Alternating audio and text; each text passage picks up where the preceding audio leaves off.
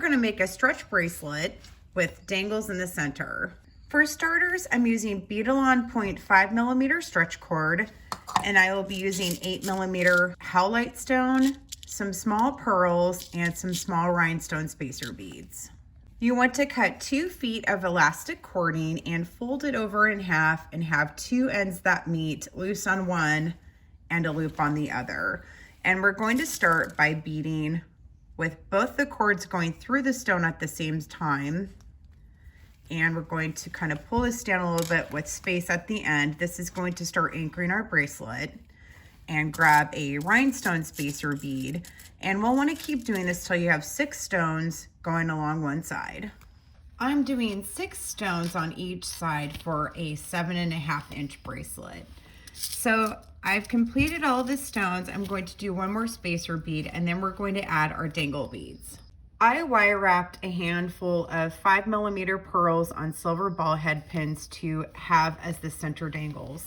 And how you want to add these is grab both ends of your cording and slide it through the loop that you would have created for your pearls, and go and slide both cords through the center. And then you just want to let the pearls stack up, and you can decide how much you want for pearls lengthwise. I wire wrapped 20, which gives me a couple inches.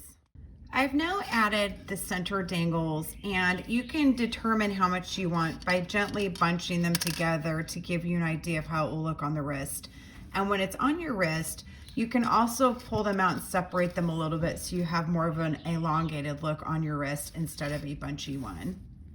Next, you want to add another rhinestone spacer bead, and we're going to continue back to the pattern with stones and the spacer beads.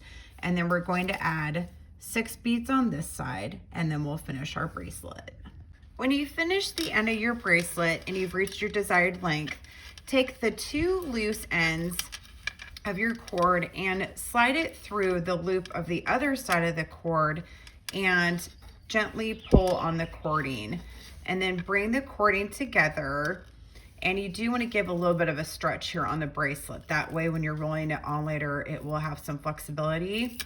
And just pull the cording, go ahead and do an overhand knot, and then when you finish knotting it, add a drop of glue.